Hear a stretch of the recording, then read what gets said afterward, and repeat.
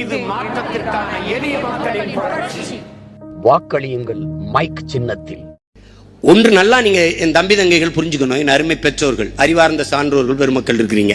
ஒரு நாட்டின் எதிர்காலம் என்பது அந்த நாட்டின் வகுப்பறையில் தீர்மானிக்கப்படுது என்கிறார்கள். ஒரு நாட்டின் நலன் என்பது அந்த நாட்டின் ஒவ்வொரு வீட்டின் சமையலறையில் தீர்மானிக்கப்படுதுங்கிறார். ஒரு நாட்டின் வளம் என்பது அந்த நாடு பெற்றிருக்கிற நிலத்தின் வளத்தை பொறுத்து அமைகிறது என்கிறார்கள். அந்த நாட்டின் நிலத்தின் வளம் என்பது அந்த நாடு பெறுகிற நீரின் வளத்தை பொறுத்து அமைகிறது என்று சொல்கிறார்கள். அந்த நாடு பெறுகிற நீரின் வளம் என்பது அந்த நாடு பெறுகிற மழையின் வளத்தை பொறுத்து அமைகிறது.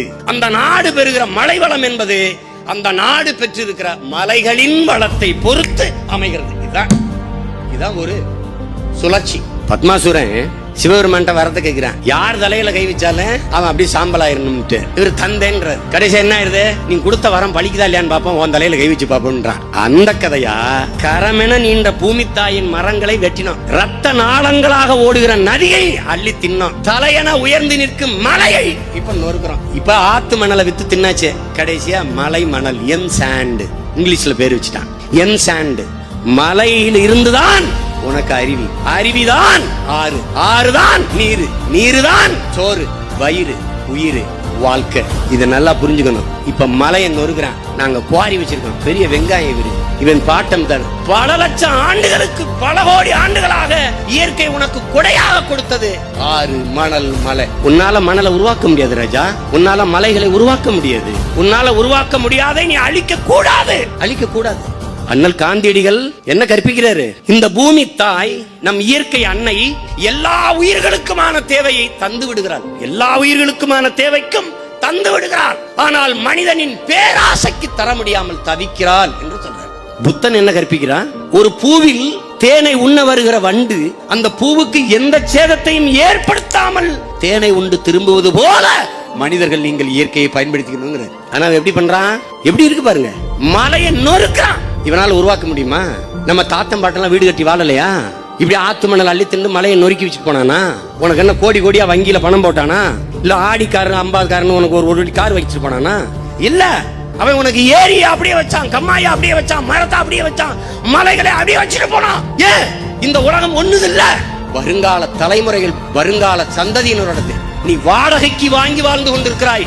ஒரு வாடகை வீட்டுக்காரன் வீட்டு உரிமையான இடத்தில் எப்படி பத்திரமாக வீட்டை ஒப்படைத்து விட்டு செல்வானோ அப்படி இந்த பூமியை வருங்கால பிள்ளைகளிடத்தில் நீ பத்திரமா படைச்சிட்டு போகணும். இந்த தலைமுறையை நீ வாழ்ந்து தீர்த்து விடுவதற்கு பூமி உனக்கானது அல்ல. மழை போனா என்ன காசு, ஆறு போனா என்ன காசு இல்ல. ஒரு காலகட்டத்தில் இனி வாழவே முடியாது என்கிற நிலை வரும்போது மாபெரும் புரட்சி கிளர்ச்சி இந்த நிலத்துல வெடிக்கும். அன்னைக்கு எவனும் எதிர் நிற்க முடியாது. கார் இல்லை என்று எந்த தேசத்திலும் புரட்சி வந்ததில்லை. ஆனால் நீரும் சோறும் இல்லை என்றால் எந்த தேசத்திலும் புரட்சியை கட்டுப்படுத்த எவனும் இருந்ததில்லை.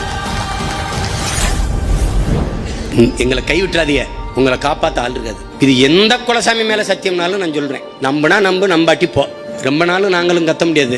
இது உடம்புல தெம்பு இருக்குது, அந்த காலத்துல உங்களுக்கு அதிகாரத்தை கொடுங்க, எந்தையாவது பண்ணி இந்த நாட்டை சரி பண்ணி விட்டு போறோம். இல்லைன்னா உங்களோட சேர்ந்து நாங்கள் அழுதுட்டு சாக வேண்டியதான். நாங்கள் அரசியல் செய்ய வந்திருப்பது மக்களை வைத்து பிழைக்க அல்ல, என் மக்களுக்காக உழைக்க. நான் மருத்துவர் கைலைராஜன், திண்டுக்கல் நாடாளுமன்ற தொகுதியின் நாம் தமிழர் கட்சியின் வேட்பாளர். எங்களுக்கு வாக்களியுங்கள், எதிர்கால தலைமுறைக்கு வாழ்வழியுங்கள். நாங்கள் எம் மக்களிடமிருந்து மக்களுக்காகவே வந்தவர்கள். 8 கோடி மக்களோடு இணைந்து தேர்தல் களத்திலே நிற்கிறோம். தனித்து நின்றாலும் தனித்துவத்தோடு நிற்கிறோம். இதுவரை நாங்கள் செய்தது தேக நலனுக்கான மருத்துவம். இப்போது நாங்கள் செய்ய வந்திருப்பது தேச நலனுக்கான மருத்துவம். எங்களின் நோக்கம் அடிப்படை அமைப்பு, அரசியல் மாற்றம். இது மாற்றத்திற்கான எளிய மக்களின் புரட்சி. வாக்களியுங்கள் மைக் சின்னத்தில்.